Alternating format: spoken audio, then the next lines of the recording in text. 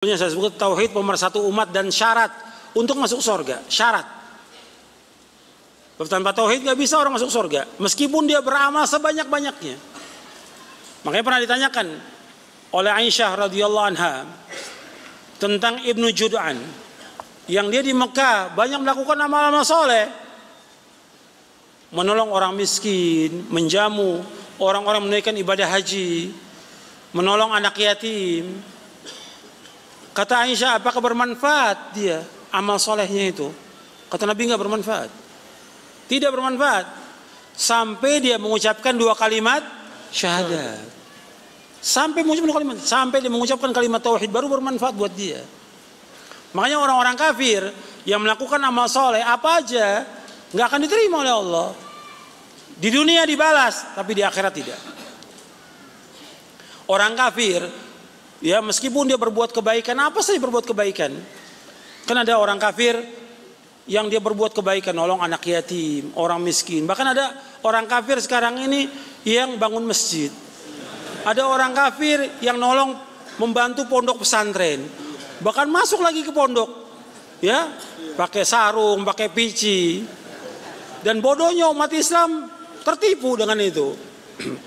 Mestinya kan kita menghadapi orang kafir, ya tetap dia orang kafir. Mesti ada apa? Barok orang kafir.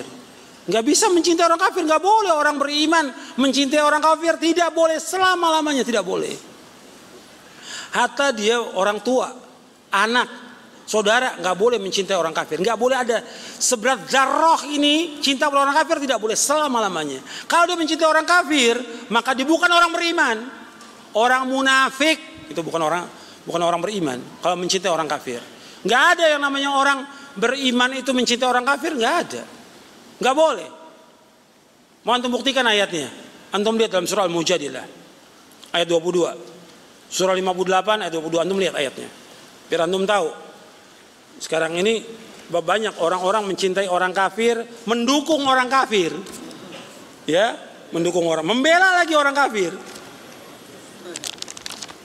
Dipertanyakan imannya itu, imannya.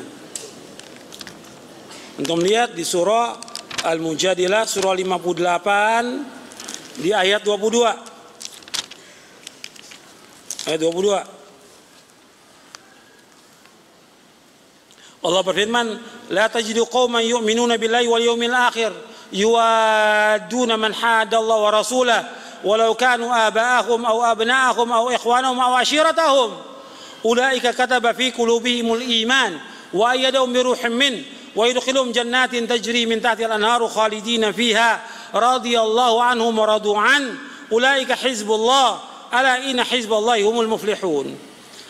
Engkau tidak akan dapati satu kaum yang beriman kepada Allah dan hari akhir saling mencintai kepada orang-orang yang menentang Allah dan Rasulnya, meskipun yang menentang itu bapak mereka atau anak mereka atau saudara mereka atau keluarga mereka. Allah sudah tuliskan pada hati mereka orang yang beriman itu, yaitu iman, dan Allah telah kuatkan mereka dengan pertolongan daripadanya. Dan Allah masukkan mereka ke dalam surga yang mengalir di bawahnya sungai-sungai yang mereka kekal dalamnya selama-lamanya. Allah redha kepada mereka, mereka pun redha kepada Allah. Mereka adalah golongan Allah. Ketahuilah sungguhnya golongan Allah itu orang-orang yang menang. Jadi Allah menyebutkan di sini, engkau nggak akan dapati yang namanya orang yang beriman kepada Allah mencintai siapa? Orang kafir nggak akan dapati.